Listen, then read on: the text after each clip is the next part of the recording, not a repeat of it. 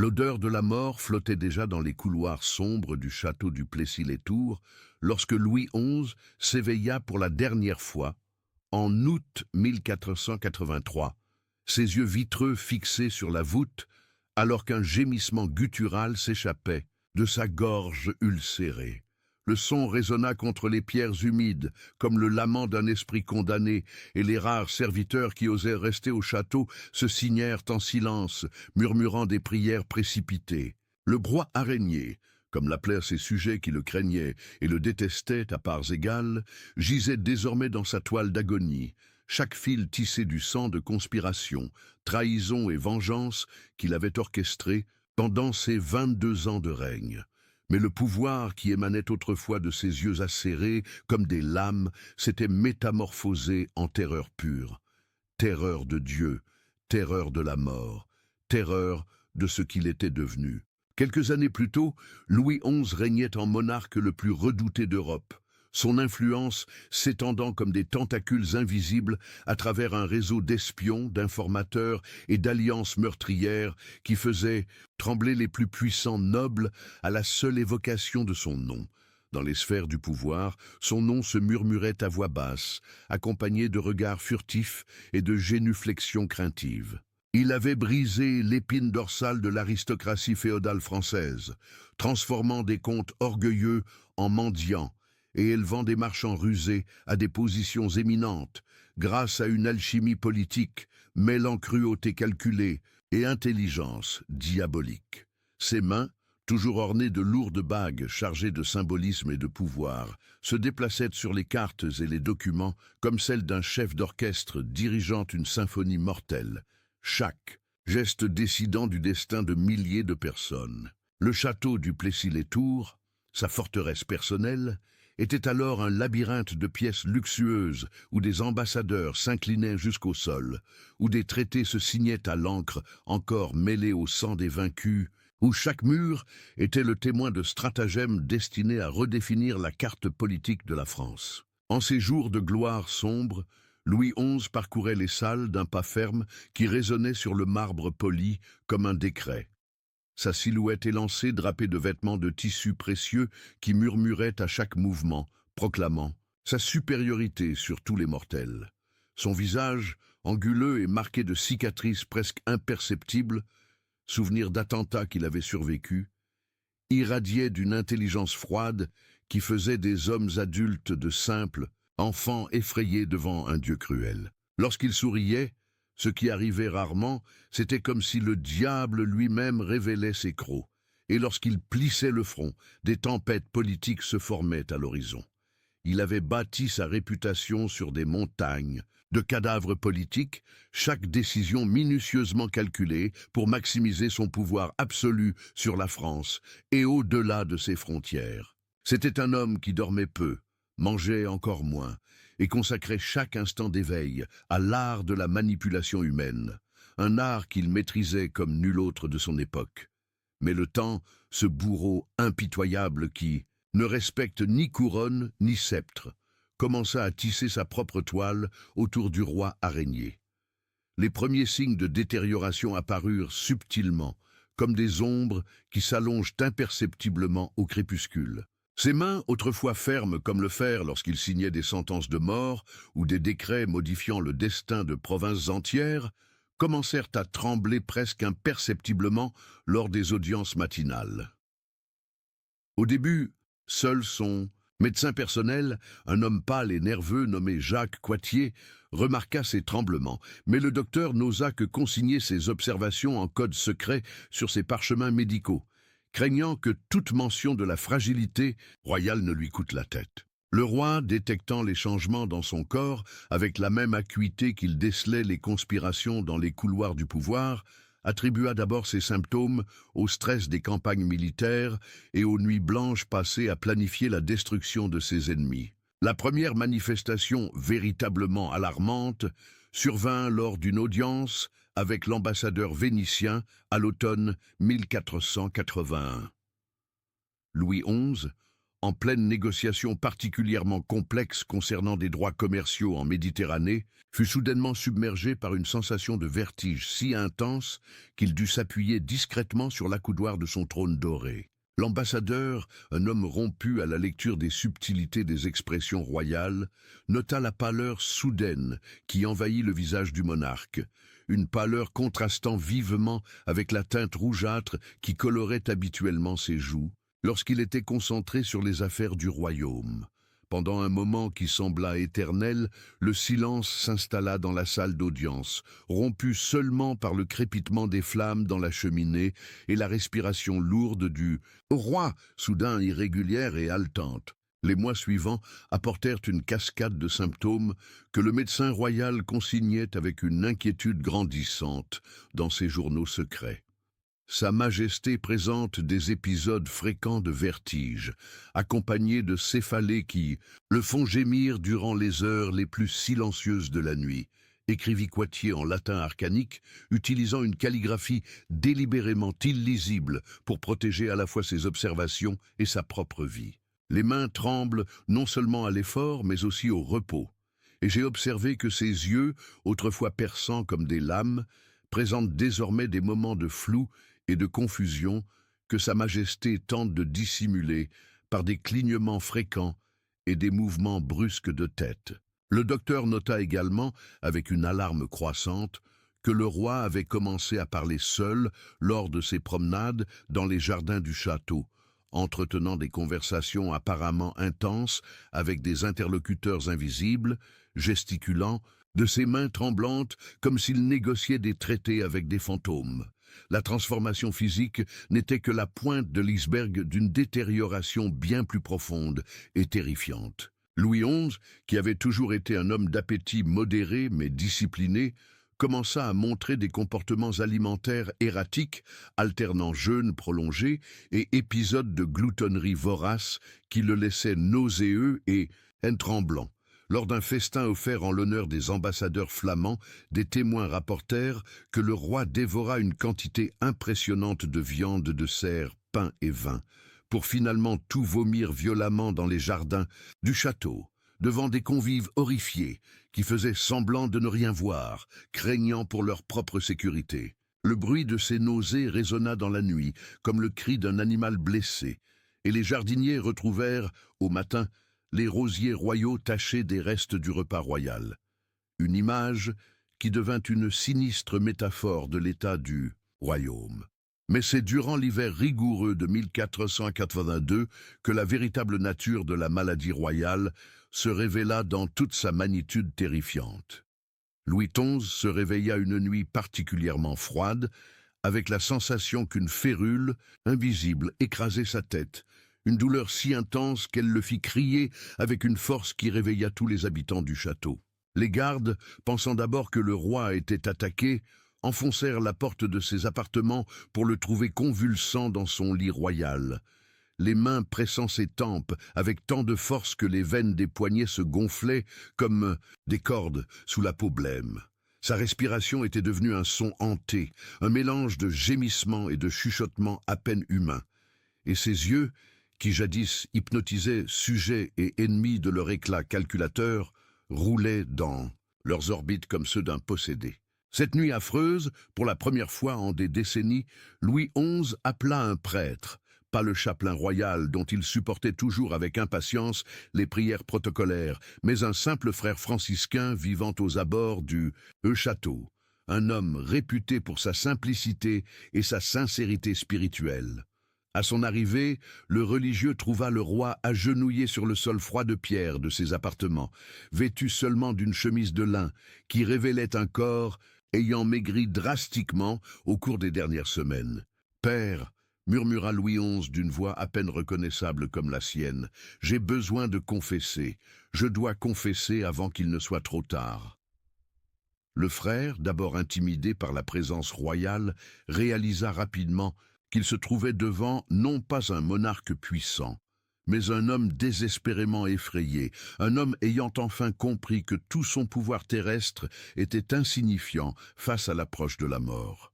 La confession dura des heures, s'étirant dans la nuit comme un fleuve de remords et de terreur. Le roi parla d'exécutions ordonnées dans des accès de colère, de familles entières détruites par sa paranoïa politique, d'alliances brisées et de promesses trahies au nom de la raison d'État. Sa voix, qui autrefois commandait des armées et faisait trembler les nations, n'était plus qu'un murmure brisé, souvent interrompu par des accès de toux qui laissaient des taches de sang sur le mouchoir de soie qu'il pressait contre ses lèvres.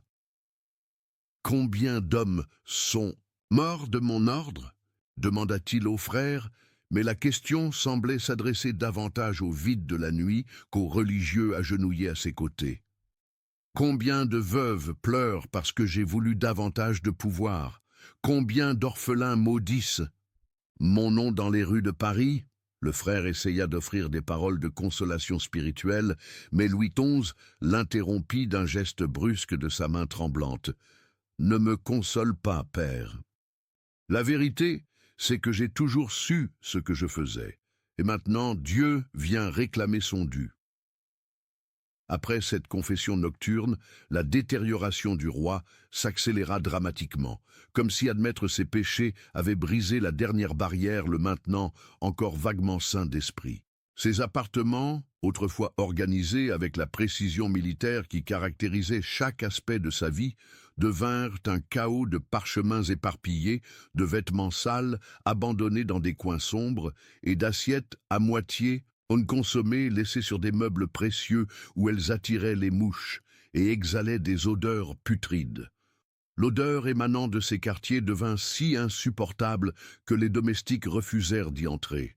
Et seul Jacques Coictier et deux autres serviteurs fidèles, poussés davantage par la terreur que par la dévotion, continuaient de subvenir à ses besoins essentiels. Le médecin royal, dans ses notes de plus en plus désespérées, consigna que Louis XI avait développé une obsession morbide pour les reliques sacrées et les amulettes, remplissant ses appartements d'ossements de saints, de morceaux de bois censés provenir de la croix du Christ et de fioles contenant des eaux de rivière réputées sacrées.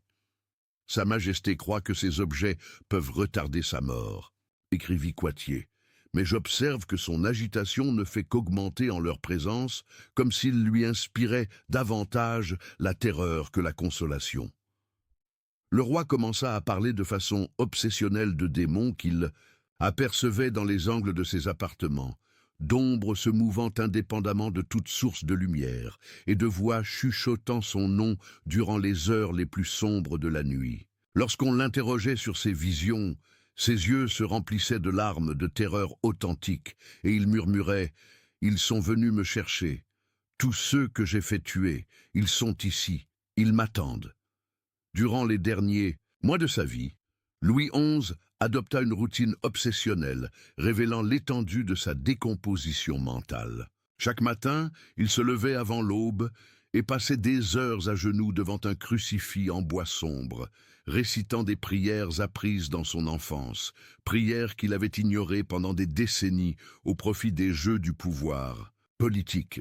Ces mots se mêlaient en lamentations incompréhensibles, un mélange de latin ecclésiastique, de vieux français et de sons gutturaux semblant jaillir directement de son subconscient tourmenté. Les rares serviteurs qui osaient encore s'approcher de ses appartements rapportèrent que pendant ces moments de prière, le roi criait souvent des noms.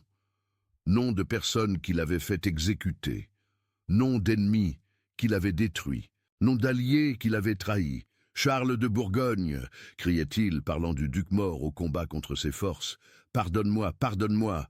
puis s'effondrait en sanglots convulsifs secouant tout son corps. La paranoïa, qui avait toujours été un outil politique entre ses mains habiles, se transforma en une force destructrice, consommant sa sanité restante. Louis XI commença à voir des complots dans chaque ombre, des assassins dans chaque mouvement, imprévus, du poison dans chaque repas servi. Il congédia successivement tous ses cuisiniers, les accusant de tentatives d'empoisonnement, et en vint à préparer lui-même ses repas, consistant presque exclusivement en pain sec et eau, consommés en quantité si minime qu'il ne soutenait guère son corps de plus en plus fragile. Ses doigts, jadis agiles pour signer des documents d'État, tremblait désormais d'une manière incontrôlable lorsqu'il tentait de tenir une coupe d'eau, renversant le liquide sur ses vêtements et créant des taches qu'il interprétait comme des signes mystiques de sa condamnation imminente. La terreur de Louis XI s'intensifia lorsqu'il commença à avoir des visions de sa propre mort, visions si vives qu'il les décrivait à Jacques Coictier avec des détails effrayants de précision. « Je vois une chambre noire », murmurait-il. Lors d'une consultation, les yeux fixés sur un point invisible, au-delà du mur de pierre, une chambre où la lumière ne peut entrer. Et une silhouette encapuchonnée s'approche de mon lit, portant quelque chose dans ses mains.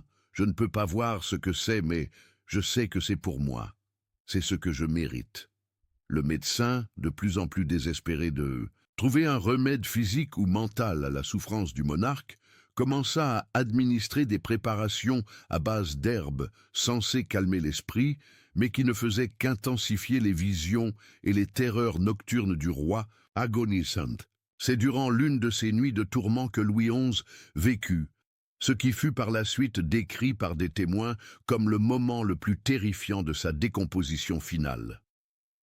Vers minuit, des cris inhumains résonnèrent dans les couloirs. Du château, cris si intenses et prolongés que plusieurs serviteurs s'enfuirent de leur quartier, persuadés que des démons avaient envahi le Plessis-les-Tours.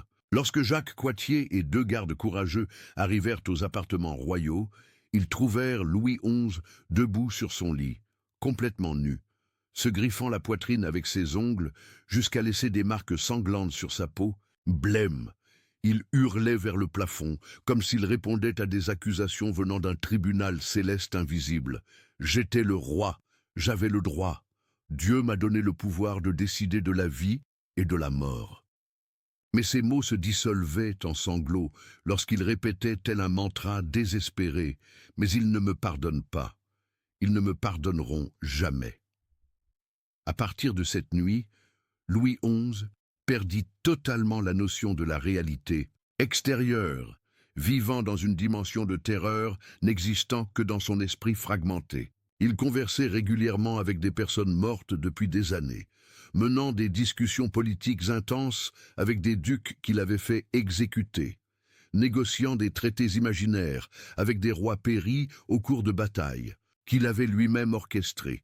Pendant ces entretiens, sa personnalité oscillait drastiquement, tantôt monarque impérieux exigeant obéissance, tantôt homme brisé implorant pardon, tantôt enfant effrayé pleurant sa mère. Des témoins rapportèrent que, à certaines occasions, il semblait littéralement voir ces figures spectrales, pointant des doigts vers des coins précis de la pièce et décrivant leurs vêtements et leurs expressions avec des détails impossibles. L'aspect physique du roi s'était détérioré à un point presque méconnaissable.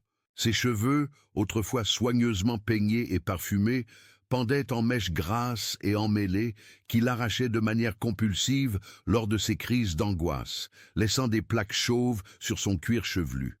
Sa peau avait pris une teinte jaunâtre et cireuse, qu'il faisait ressembler davantage à un cadavre qu'à un homme vivant, et ses yeux, enfoncés dans des orbites assombries par des nuits sans sommeil, brillaient d'une intensité fiévreuse qui glaçait d'effroi quiconque osait le regarder.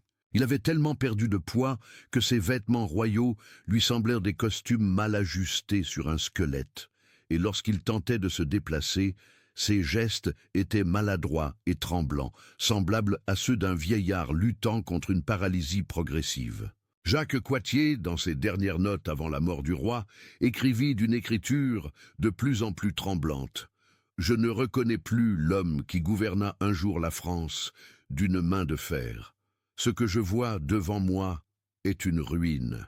Humaine, un fantôme de pouvoir hantant les mêmes appartements où il commanda autrefois le destin de millions. Ses paroles ont perdu toute cohérence, ses actions tout but au-delà du simple réflexe de survie.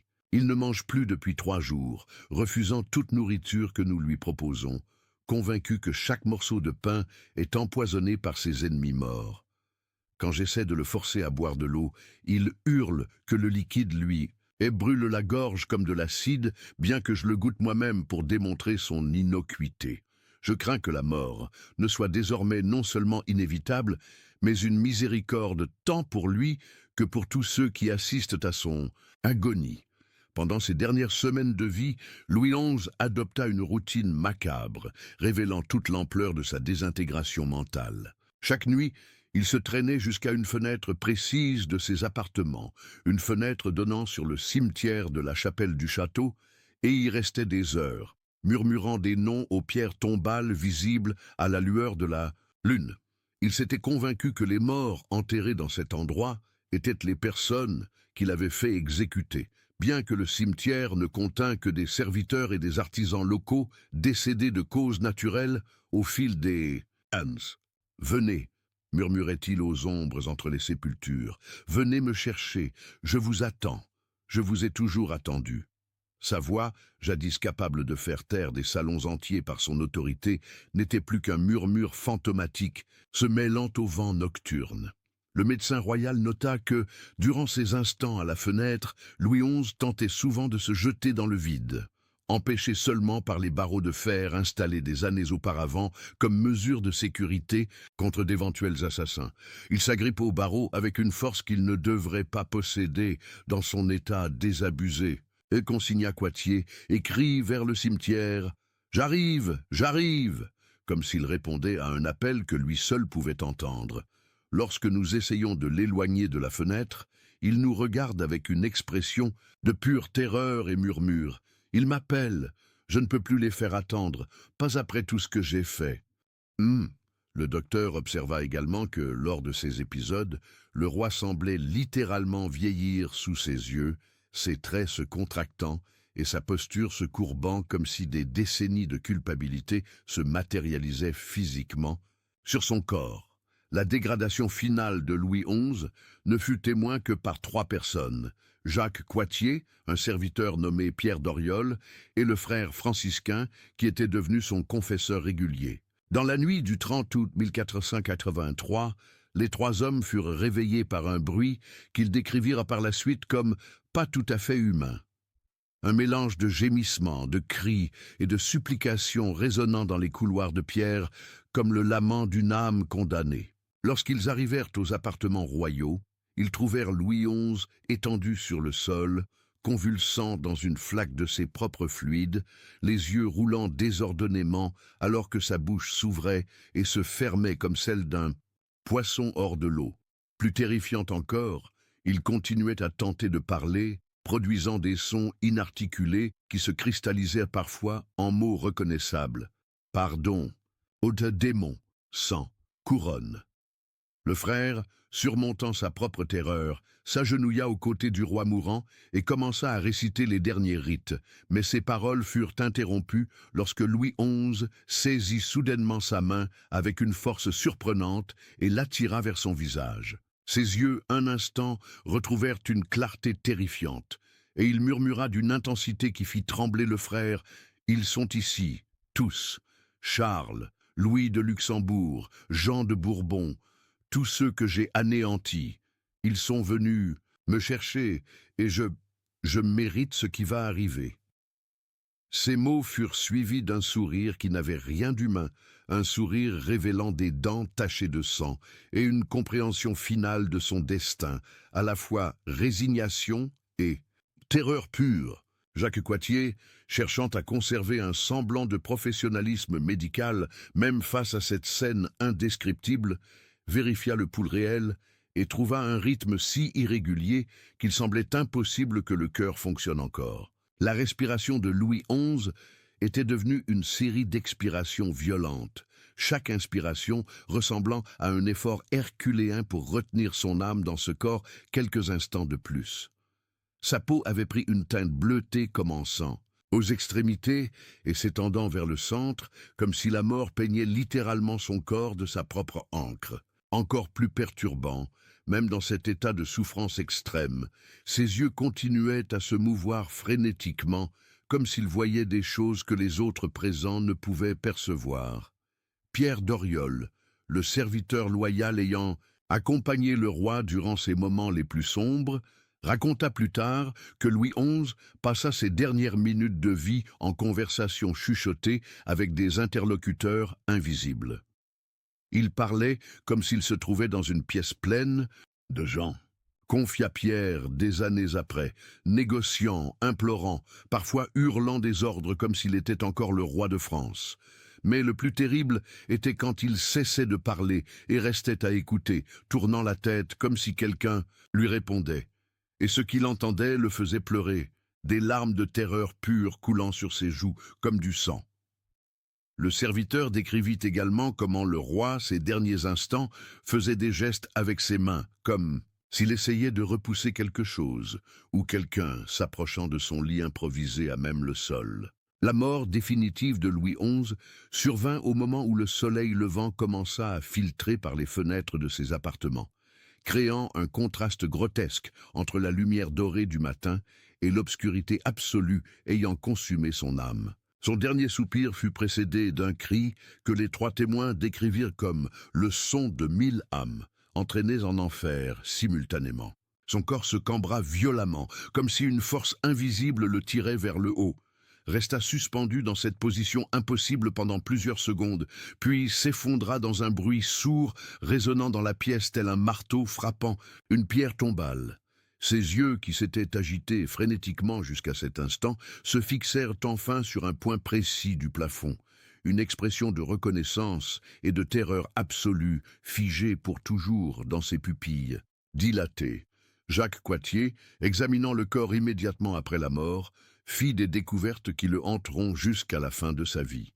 Les mains du roi étaient couvertes de griffures auto-infligées si profondes qu'elles saignaient depuis toute la nuit, et sous ses ongles se trouvaient des fragments de sa propre peau, indiquant qu'il s'était battu physiquement contre quelque chose ou quelqu'un d'invisible durant ces dernières heures. Encore plus troublant était le fait que son expression faciale, même dans la mort, continuait de transmettre une terreur pure, la bouche légèrement ouverte comme si elle était au milieu d'un cri éternel, et les yeux écarquillés dans une expression de qui avait enfin compris la véritable nature de ses actes durant sa vie. Le médecin nota n'avoir jamais vu un cadavre, donnant l'impression de ressentir encore la peur après la cessation de toute fonction vitale. Le frère franciscain, profondément traumatisé par ce qu'il avait vu, resta agenouillé près du corps pendant des heures, priant non seulement pour l'âme du roi défunt, mais aussi pour sa propre santé mentale. Il raconta plus tard que, même après la mort confirmée de Louis XI, l'atmosphère dans la pièce demeurait imprégnée d'une présence maléfique faisant dresser les cheveux sur sa nuque. C'était comme si la mort n'avait pas emporté tout ce qui était en cet homme, écrivit le religieux dans ses mémoires des années après. Quelque chose est demeuré dans la pièce, quelque chose qui n'était ni vivant, ni vraiment mort, quelque chose qui continuait de murmurer accusations et lamentations même après que le corps avait cessé de respirer. Le frère mentionna également qu'au cours de ses dernières prières pour le défunt, il eut la nette impression de n'être pas seul avec le cadavre, mais d'être observé par d'autres présences dans la salle. Des présences qui veillaient et attendaient. La préparation du corps royal pour les funérailles révéla d'autres aspects horribles de la mort de Louis XI. Les embaumeurs chargés de préserver le cadavre rapportèrent des difficultés inhabituelles dans leur travail, car le corps semblait résister aux procédés normaux de conservation.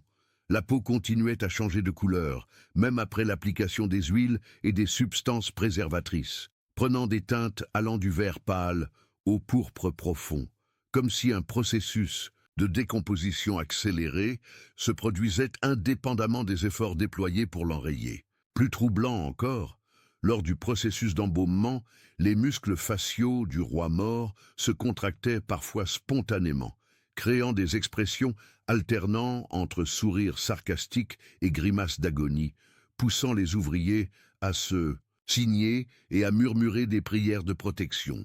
Les funérailles de Louis XI furent un événement sombre, reflétant parfaitement la nature de sa mort terrifiante. Peu de nobles y assistèrent, et ceux qui daignèrent se montrer restèrent le plus loin possible du cercueil, comme s'ils craignaient que la malédiction ayant consumé le roi ne soit contagieuse. Lors de la cérémonie dans la cathédrale de Tours, Plusieurs prêtres rapportèrent plus tard avoir ressenti une présence oppressante dans l'air, l'impression que quelque chose de maléfique observait la cérémonie depuis les voûtes gothiques. L'encens, qui d'ordinaire créait une atmosphère de solennité sacrée, semblait incapable de masquer une odeur sous-jacente de putréfaction émanant non seulement du cercueil, mais de toute la nef de la cathédrale, comme si la mort elle-même avait imprégné les pierres centenaires. Pierre d'Oriol, resté fidèle au roi jusqu'à ses derniers instants, fut l'un des rares à oser s'approcher du cercueil durant le veuvage. Il raconta qu'en regardant le visage embaumé de Louis XI, il eut l'impression terrifiante que les yeux morts le suivaient, conservant la même expression de terreur et de reconnaissance acquise au moment de la mort. C'était comme s'il voyait encore ces choses terribles qui l'avaient tourmenté durant ces derniers jours, confia Pierre des années plus tard. Comme si la mort n'avait pas mis un terme à sa souffrance, mais seulement l'avait fait monter à un niveau encore pire. Le serviteur ajouta que durant les heures passées en veille auprès du cercueil, il avait entendu des bruits provenant de l'intérieur. Non pas les bruits normaux d'un corps en décomposition, mais quelque chose ressemblant à des chuchotements, étouffés, comme si le roi mort tentait encore de communiquer avec le monde des vivants. La crypte où fut enterré Louis XI devint elle-même un lieu de phénomènes inexpliqués, perdurant des décennies après sa mort. Les moines chargés de l'entretien de la basilique Notre-Dame de Cléry-Saint-André, où le roi avait choisi d'être inhumé, rapportèrent régulièrement des épisodes troublants se produisant aux abords de sa tombe.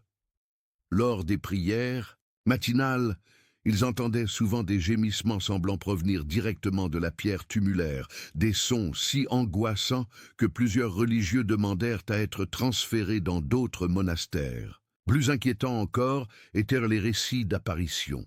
Des ombres se mouvant indépendamment de toute source lumineuse, des silhouettes spectrales marchant dans les couloirs de la crypte durant les heures les plus sombres de la nuit, toujours convergeant vers l'endroit où reposait le roi à régner. L'abbé responsable de la basilique, un homme pieux nommé Dom Guillaume de Sens, tenait des registres méticuleux de ces phénomènes sur des parchemins ensuite scellés et conservés dans les archives les plus secrètes de l'Église.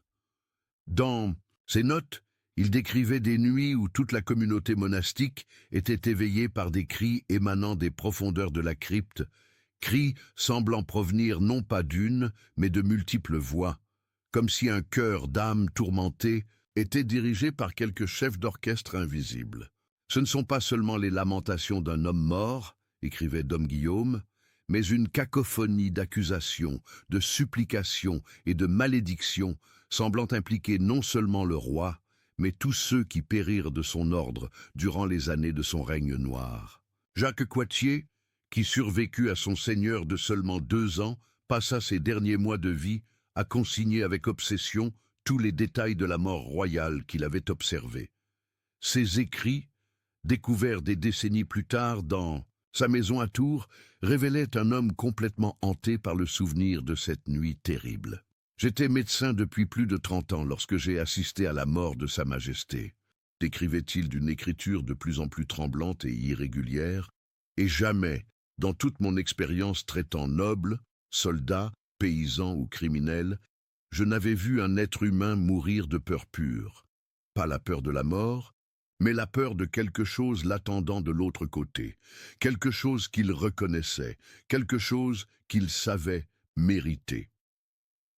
Le médecin nota également qu'après la mort du roi, il commença lui-même à faire des cauchemars récurrents dans lesquels il voyait Louis XI parcourir les couloirs du Plessis-les-Tours, non pas comme un fantôme, mais comme une présence vivante, transportant avec lui toutes les âmes de ceux qu'il avait détruits de son vivant. Les effets de la mort atroce de Louis XI s'étendirent bien au-delà des murs du château où elle survint. Son fils et successeur, Charles VIII, alors âgé de seulement 13 ans, développa une peur morbide de dormir seul, après avoir été informé des circonstances de la mort de son père. Des témoins de la cour rapportèrent que le jeune roi, se réveillait souvent en sursaut dans la nuit, affirmant que son père était venu le voir dans ses rêves pour l'avertir des conséquences du pouvoir absolu. Anne de Beaujeu, sœur aînée de Charles VIII et régente durant sa minorité, ordonna que tous les détails de la mort de Louis XI soient gardés secrets absolus, craignant que la vérité ne déstabilise non seulement la succession, mais l'institution monarchique française elle-même. Elle fit brûler tous les registres médicaux officiels relatifs aux derniers mois de vie du roi, mais ne put éliminer complètement les murmures se répandant dans les couloirs du pouvoir. L'impact psychologique de la mort de Louis XI résonna à travers l'aristocratie européenne comme une onde de terreur transcendante. Les ambassadeurs, ayant connu le roi de son vivant, retournèrent dans leur cour natale, portant des récits fragmentés de sa décomposition finale, histoires qui furent embellies et déformées jusqu'à devenir des légendes urbaines sur les dangers du pouvoir absolu et de la cruauté systématique. Le saint-empereur romain germanique, Maximilien Paiement, l'un des principaux rivaux politiques de Louis XI, aurait déclaré à la réception de la nouvelle: « Si un homme aussi astucieux et puissant est mort dans une telle agonie, que reste-t-il pour quiconque ose gouverner d'autres mortels ?» Cette déclaration, consignée par des chroniqueurs de l'époque, révéla comment la mort du roi araignée était devenue symbole universel des limites mortelles de l'ambition humaine.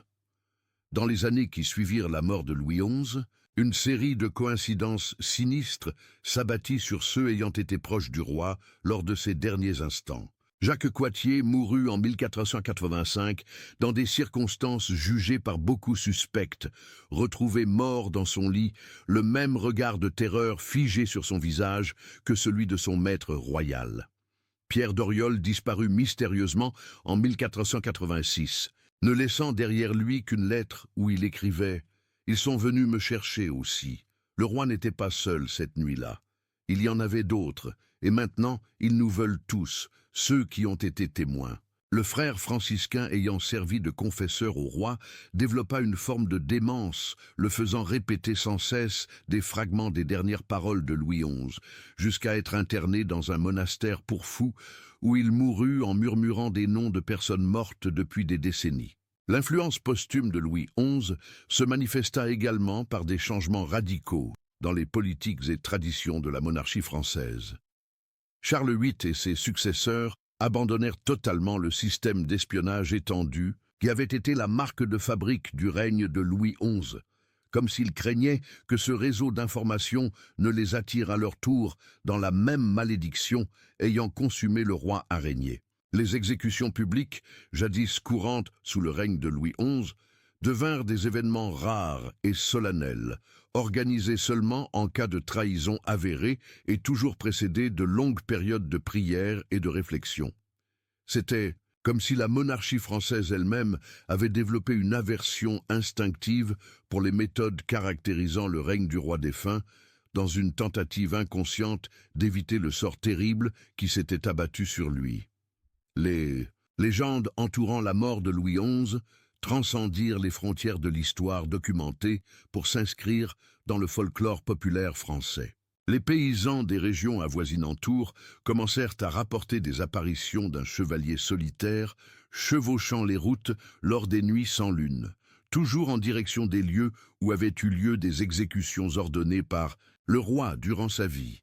Ces récits, initialement rejetés par le clergé local comme superstitions ignorantes, devinrent si cohérents et détaillés que même les autorités ecclésiastiques commencèrent à les prendre au sérieux. Le chevalier fantomatique était toujours décrit de la même manière, si maigre qu'il en était décharné, vêtu de vêtements royaux en lambeaux et émettant un son qui n'était ni réellement un gémissement, ni vraiment un rire. Mais quelque chose qui poussait les auditeurs à se signer instinctivement. Des décennies après la mort de Louis XI, des érudits et théologiens se penchèrent sur les circonstances de son agonie finale, comme étude de cas sur la relation entre pouvoir temporel et justice divine. Des universités à Paris, Oxford et Bologne organisèrent des débats académiques pour déterminer si la mort atroce du roi constituait la preuve d'une intervention directe de Dieu dans l'histoire humaine, ou si elle était simplement le résultat naturel des excès psychologiques associés à l'exercice du pouvoir absolu. Saint Thomas More, écrivant des décennies plus tard, utilisa l'exemple de Louis XI comme une mise en garde contre les dangers de la tyrannie, soutenant que ceux qui gouvernent par la peur finissent par découvrir que la peur est un maître sans limite ni pitié, consumant finalement même ceux qui pensaient la contrôler. L'analyse médicale moderne des symptômes décrits par Jacques Coetzee suggère que Louis XI aurait pu souffrir d'une combinaison de plusieurs affections neurologiques et psychiatriques s'intensifiant mutuellement durant ces derniers mois de vie. Les tremblements, hallucinations visuelles et auditives, paranoïa extrême et détérioration des fonctions cognitives indiquent des cas probables de démence précoce exacerbés par des décennies de stress extrême et, possiblement, d'empoisonnement par des métaux lourds présents dans les médicaments de l'époque. Cependant, même une analyse purement scientifique ne parvient pas à expliquer complètement la nature spécifique de ces visions, notamment le fait qu'il semblait reconnaître et interagir avec des figures précises de son passé, avec des détails impressionnants jusqu'aux contemporains les plus sceptiques. Le legs ultime de Louis XI se transforma en une méditation sombre sur la nature du pouvoir et ses conséquences ultimes pour l'âme humaine. Sa mort ne fut pas seulement la fin biologique d'un homme, mais l'aboutissement d'une vie vouée à la manipulation, la trahison et la cruauté systématique qui finalement se retourna contre son créateur. Le roi araignée, qui avait tissé sa toile de pouvoir avec des fils faits de la souffrance d'autrui, découvrit dans ces derniers instants qu'il était devenu prisonnier de sa propre création, incapable d'échapper aux conséquences de ses actes, même lorsque la mort offrait la promesse de la délivrance. Son agonie finale révéla une vérité fondamentale sur la condition humaine, qu'aucun pouvoir terrestre, aussi absolu soit-il, ne peut protéger un homme des conséquences de ses choix moraux. La mort de Louis XI reste donc non seulement un événement historique, mais un symbole éternel des limites de l'ambition humaine et de l'inévitabilité de la justice, qu'elle soit divine ou simplement l'opération naturelle des lois morales régissant l'univers. Son règne, marqué par une astuce politique et une cruauté calculée, trouva sa conclusion logique dans une mort reflétant parfaitement la nature de sa vie. Solitaire, terrifié et consumé par le poids d'innombrables actes de cruauté. L'homme qui vécut sans pitié mourut sans paix, et son histoire sert de rappel permanent que même les rois et empereurs ne sont en fin de compte que de simples mortels soumis aux mêmes lois morales qui régissent tous les êtres humains. En définitive, Louis XI découvrit qu'il n'avait pas édifié un royaume, mais une prison, et que la clé de sa libération avait été détruite par ses propres mains des décennies avant que la mort ne vienne réclamer ce qui lui revenait de droit.